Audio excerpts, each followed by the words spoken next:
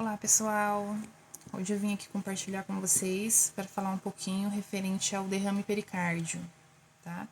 Eu fiz, a cirurgia cardíaca para tá colocando a válvula biológica e aí após eu já estar em casa, passaram mais ou menos, acho que um mês e 15 dias mais ou menos que eu estava em casa, eu comecei a sentir muitas faltas de ar, né? Mas, tipo assim, não era uma falta de ar normal da cirurgia, do processo cirúrgico. Era um algo a mais, né? Eu comecei a sentir a falta de ar, comecei a perder o apetite,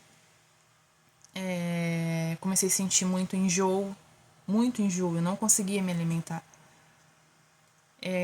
Senti também minha pressão abaixou, sentia quedas muito bruscas na pressão, também pela fraqueza, mas também era algo que a gente sabe, a gente conhecendo o nosso corpo, a gente sabe quando algo está fora do comum, né?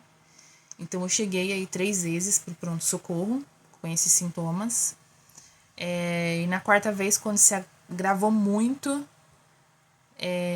foi quando eu pedi, né? Eu fui com a minha cunhada e aí ela pediu exames, ela disse, olha, realmente o quadro tá bem crítico e eu não vou levá-la embora para casa dessa vez, senão vocês não fizerem exames, né? Então, assim, foi um pouco de falta de conhecimento da minha parte, porque por você ter feito uma cirurgia cardíaca, o que a gente sabe que é realmente um pouco normal você sentir a falta de ar um pouco.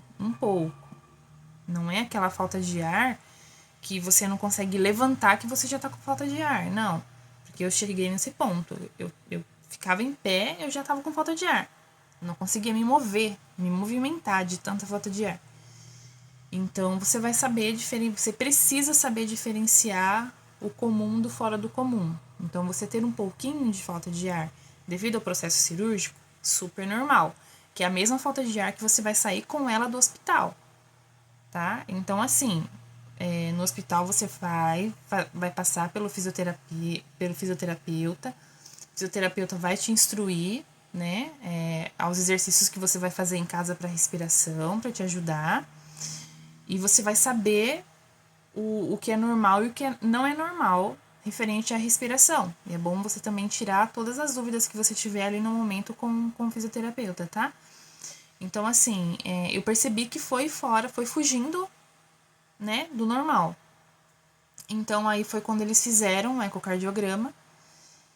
E a dica que eu dou pra vocês se vocês sentirem alguma coisa fora do comum, né, da cirurgia, que vocês forem pro hospital, peçam o ecocardiograma.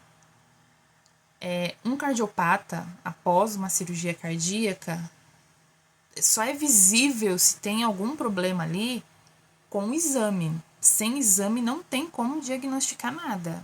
Precisa do exame, precisa. Então, nesse ponto, realmente eu deixei a desejar comigo mesma. Porque eu deveria, desde o princípio, desde a primeira vez que eu fui, já pedir o ecocardiograma. Mas na minha cabeça estava muito assim, não, bom, os médicos falaram que um pouco de falta de ar era normal. Então eu fiquei naquela, vai passar, vai passar, vai passar. E aí chegou ao ponto de que realmente foi avançando. Onde eu comecei a fazer fisioterapias respiratórias, que eu comecei a pagar fisioterapias respiratórias para conseguir com mais urgência, eu comecei a pagar. Então, assim, quando o momento que eu tava ali fazendo, aliviava coisa de nem 5%. Então, eu comecei a perceber que alguma coisa realmente estava muito errada. Então, foi onde a minha cunhada falou, olha, porque eu não tinha condições nem de falar direito de tanta falta de ar que eu estava. E meu esposo estava trabalhando. Então eu entrei em contato, comuniquei minha cunhada. Minha mãe estava em casa comigo, mas não tinha condições, né, da gente ir de Uber. Então eu entrei em contato com a minha cunhada. E ela e meu cunhado me levaram para o hospital. E aí foi onde ela viu, né, a minha situação e falou: olha, eu preciso que vocês peçam exames. Porque não tem como eu voltar com ela para casa nessa situação. E aí foi onde eles viram que eu estava com um tamponamento. Estava com derrame pericárdio. O que é um derrame pericárdio? Nós possuímos o coração e em volta de um coração tem o pericárdio. Então, é como se fosse uma bola que é uma proteção para o coração, né? Então, assim, é o pericárdio. Então, começou a acumular água nesse pericárdio e essa água ela foi aumentando. Tem organismos, né, que quando começa a juntar essa água, o próprio organismo elimina. No meu caso, o pericárdio ele inflamou. Então, conforme o pericárdio ele inflamou, ele começou a juntar essa água no meio, entre o coração e o pericárdio. Então, acabou causando um tamponamento, que acabou me dando aquela falta de ar. Ou seja, começou a prender a minha respiração, começou a me sufocar. Então, daí, quando ele viu que era isso, eu já não saí nem de cadeira de roda mais, porque eu cheguei lá de cadeira de roda. Aí eles já me colocaram numa maca e já me levaram pra UTI. De lá eu já fui direto pro centro cirúrgico, que já teve que abrir de novo e para poder drenar essa água. Porém, daí a abertura não é abertura total, tá? Eles fazem uma aberturinha bem aqui embaixo no meio, abertura em cima da onde já tinha sido aberto mesmo, porém uma abertura menor. Realmente para enfiar o dreno, para estar colocando o dreno e tá drenando essa água. E aí foi onde eu tive que passar assim por outro processo cirúrgico para poder estar drenando essa água. E aí passei mais 7 dias no hospital por conta do anticoagulante, que daí por conta disso eu fiquei, acho que se não me engano, uns 2 dias sem tomar, e aí desregulou tudo, aí teve que voltar à normalização de novo, né? Então, para eu poder sair de lá coagulada.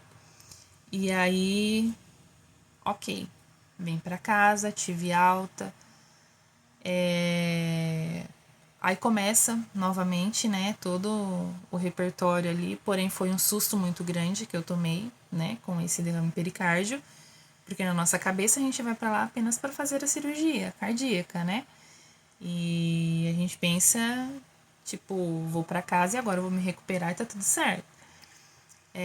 Infelizmente, não foi uma intercorrência que houve? Foi uma intercorrência que houve. Mas não é com todo mundo, tá, gente? Não é com todos que acontecem isso. Nós puxamos os meus exames desde quando eu descobri, desde quando eu tive o AVC, nós puxamos os exames desde lá. Então, na maioria dos meus exames, todos tinham derrame discreto, derrame discreto. Então já é algo que precisava ser visto antes e não teve muito. Enfim, né? Enfim. Mas eu tinha já, então assim. Teve acho que apenas 2 exames que eu fiz que não tinha o derrame discreto. Então houve esse problema do derrame pericárdio. E aí passou mais acho que 1 mês e meio mais ou menos desse derrame pericárdio, eu tive, infelizmente, outro derrame pericárdio. Então, eu passei por 3 cirurgias.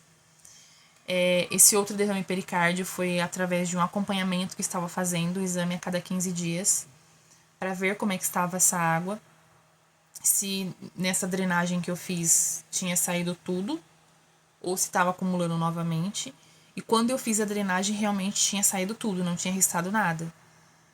Porém, daí no exame, eu sem sintoma nenhum, não tive sintoma nenhum, eu estava me recuperando super bem, já estava caminhando, já estava tranquilamente, meu fôlego zerado, super tranquilo.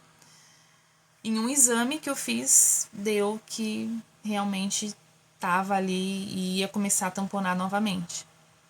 Então, daí, saí da sala do cirurgião, já com a cartinha encaminhando para o centro cirúrgico no hospital novamente. E lá eles são em 3 que eu conheço, porém a equipe deles são muito grande, né? Tem todo uma equipe ali, né? Porém que eu conheci pessoalmente foram 3. Então eles são 2 salas que eles trabalham lá, quando a gente vai passar com o cirurgião. E aí eu passando com o cirurgião, ele já pediu pro outro já se encaminhar, que ele ia ficar ali com as consultas e o outro já ia fazer a minha drenagem novamente. Então eu fui pro hospital, na hora que eu cheguei lá, ele tava chegando já também. Aí já sobe a Juliana novamente pro centro cirúrgico para estar fazendo a drenagem novamente. Então eu fiz a cirurgia e mais 2 drenagens do pericárdio.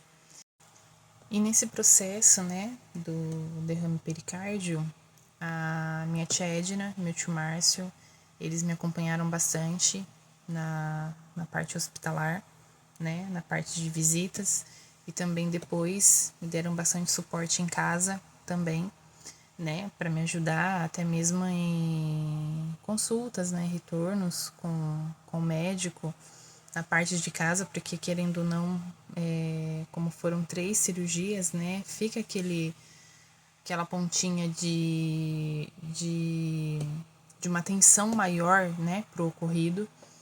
Então, meu esposo precisava trabalhar, né, e minha mãe precisava também ir embora, porque ela já tinha passado mais de um mês pra cá, né, e ela não é daqui, ela não mora aqui.